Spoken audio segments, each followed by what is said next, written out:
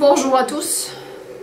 Donc je sais que vous êtes nombreux d'attendre la suite, d'avoir des nouvelles de l'arrestation du Stan. Bien sûr, sachez que je fais au mieux, je fais au plus vite, mais c'est vraiment pas possible de faire plus vite parce que vous savez la situation du pays. Ici au Venezuela, il y a beaucoup de problèmes d'électricité, de transport. Moi surtout, le plus gros problème que j'ai ici, que j'ai pas de voiture. Donc tout est super compliqué. Donc passons à l'essentiel. Le jeudi, j'étais toute la journée, de 8 h jusqu'au bout, jusqu'à la fermeture du tribunal. J'attendais que Stan passe parce que on nous avait dit le soir qu'il allait passer au tribunal. Donc 3 options, on le libère. Ça non. Il reste en détention à Margarita sur l'île, mais c'est pas probable parce que il n'est pas un détenu normal. Et donc il va, troisième option, aller à Caracas parce qu'Interpol il est à Caracas. Et donc c'est ce qu'ils ont décidé ce jour-là, ce jeudi, parce que depuis le matin j'étais avec un ami qui est avocat, attendre. Donc moi je l'ai vu 1 minute quand il est venu avec des menottes pour aller dans la salle. Il était à 5 mètres de moi et il a demandé à une personne judiciaire, je sais pas quoi, qui l'accompagnait, s'il peut me saluer, et il a dit non. Le type lui a dit non. Voilà. Donc il y avait l'audience, au moins l'avocat a pu assister et savoir, et savoir ce qui se passe. Donc il m'a confirmé après qu'ils veulent le transférer au plus vite à Caracas.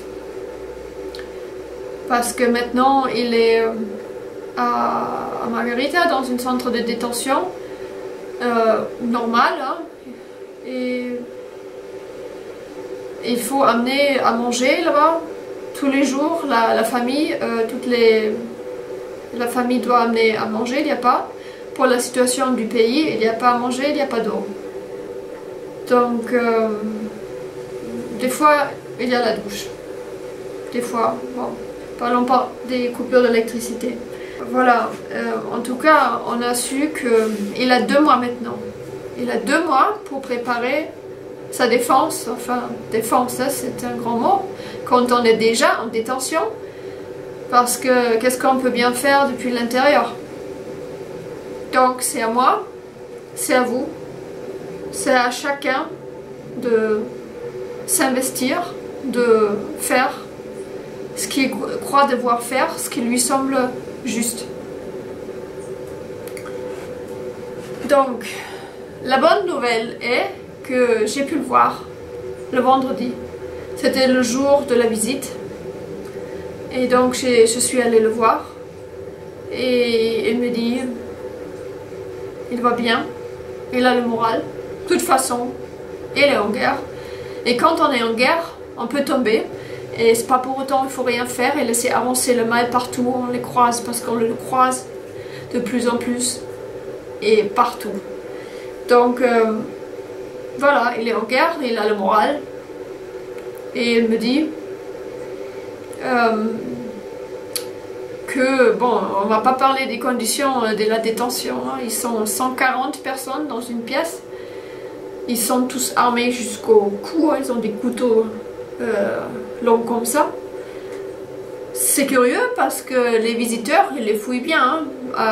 Parce que moi, comme visiteur qui était là-dedans, il faut se mettre à poil pour pouvoir rentrer. Donc je sais pas comment ils sont rentrés avec les couteaux longs comme ça. Moi je lui ai apporté pendant 3 jours dans des conditions très difficiles pour moi de me déplacer jusqu'à là-bas où il est, pour amener à manger tous les jours. Et lui, il me dit, ça fait 3 jours, il est en crève de la faim et il boit que de l'eau, donc il mange rien.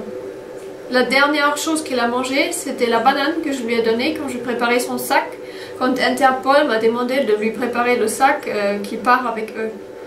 Donc là, il a mangé cette banane, mais dès qu'il était arrivé, le matin, dans le centre là-bas, il n'a plus rien touché. Donc ça fait, maintenant, on est déjà samedi matin, donc ça fait 4 jours qu'il ne mange pas. Et il me dit, il va lutter jusqu'au bout.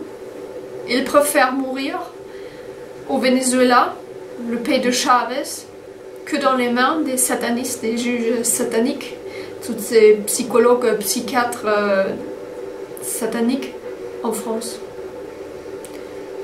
Et moi je sais qu'il l'a déjà fait. Il a déjà fait le grève de la faim. Vous savez, dans l'affaire Vincent en 2007, il avait fait la grève de la faim pendant 3 semaines. 3 semaines en détention provisoire. Et là, il a vraiment... heureusement, il était libéré après, mais à la sortie, il était un squelette. Hein.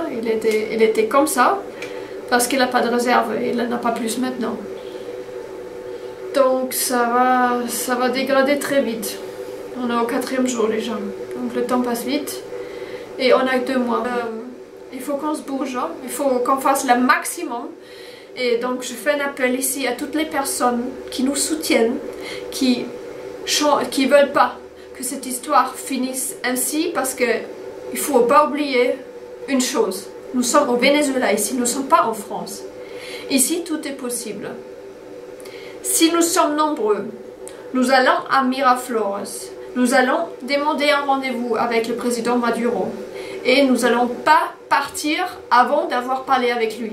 Et tout le monde ici me dit, c'est possible, Maduro est accessible, il n'est pas comme Macron ou je ne sais pas qui en Europe, quel président, ils sont inaccessibles. Ici c'est possible, tu vas, tu demandes rendez-vous et tu vas avoir un rendez-vous. Et de toute façon, on va se planquer là, on ne va pas partir avant d'avoir pu parler avec lui personnellement.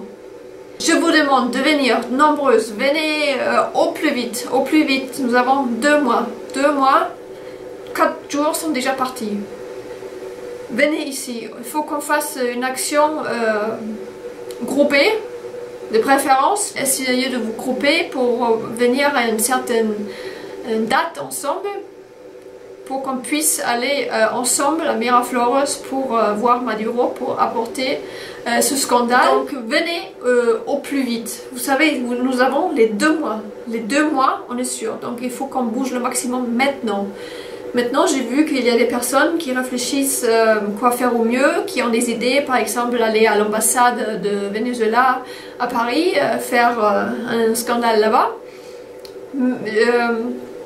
Je veux dire, toutes les idées sont bienvenues. Je veux décourager personne qui a envie d'action, de passer dans l'action. Mais je crois que c'est beaucoup plus utile ici. Je crois qu'en France, ça ne peut pas avoir un grand impact parce que à la fin, à quoi ça amène?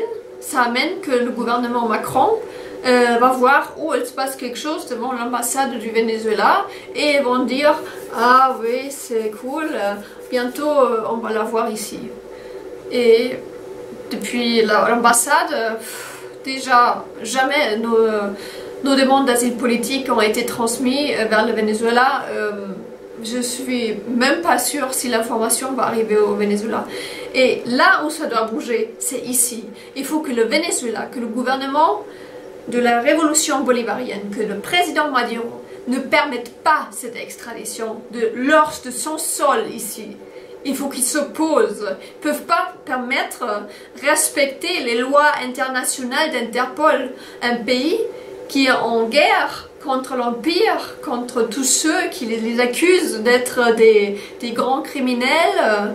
Chers amis, je vous demande de vous joindre à moi. Moi, je vais y aller. Je vais aller à Miraflores, je vais aller voir le président Maduro et je ne vais pas partir avant d'avoir parlé avec lui. Je vous demande de venir massivement avec moi. Il faut qu'on voit la presse, il faut qu'on bouge beaucoup de choses. Il faut que vous veniez avec les banderoles parce que ici il n'y a pas de papier déjà, il n'y a pas de... voilà, c'est compliqué.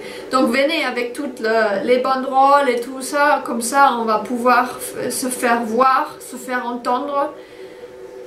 quoi qu'il arrive.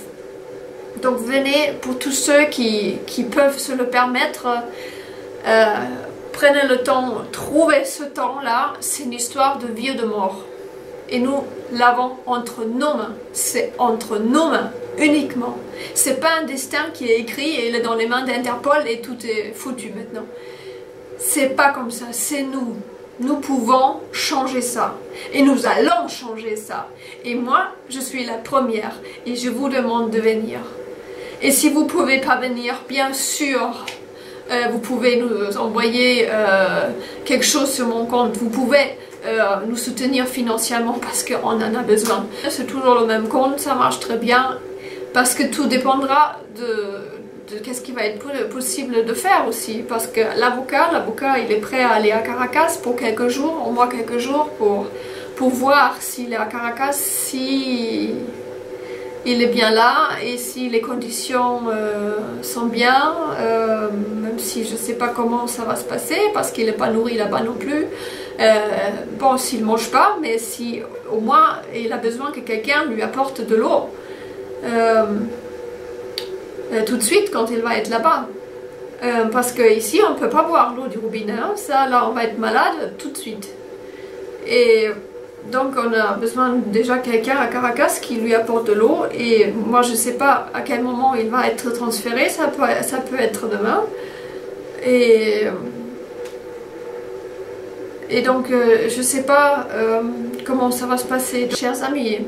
Et ce n'est pas possible que la révolution bolivarienne, le gouvernement de la révolution, le président Maduro soit d'accord avec l'extradition d'une personne révolutionnaire de France, une personne qui est connue pour la protection des enfants, qui est connue pour avoir donné le meilleur de lui-même pendant toute sa vie, depuis sa jeunesse, et qui était toujours victime des violences judiciaires, des machinations judiciaires. Ça s'arrêtait pas, ça s'arrêtait pas, jusqu'à la dernière pour nous envoyer Interpol dans le pays où nous avons demandé l'asile politique, puisqu'on y croit, parce que nous on a été prêts à aller dans la file de la milice bolivarienne, de se battre jusqu'au bout, jusqu'à la mort pour la révolution, que cette même révolution soit d'accord avec l'extradition vers la France, un pays qui est ennemi officiel du Venezuela. Ce n'est pas possible, chers amis, ça n'est pas possible. Donc, oh voilà, vous voyez, l'électricité est partie, ça y est. Donc je vous dis, je vous attends ici, venez nombreux, venez, il n'y a que ça. Il s'agit de la vie et la mort et nous allons changer ça, c'est entre nos mains, c'est moi, c'est vous, c'est chacun qui décide qu'est-ce qu'il est prêt d'investir de lui-même, de donner de lui-même pour Stan, pour cette cause qui nous concerne tous, chers amis. Donc je vais faire au plus vite une nouvelle vidéo pour vous informer de la suite des événements. Bien sûr, excusez-moi si je ne peux pas faire plus vite, je fais au mieux. Et merci pour votre soutien, merci beaucoup.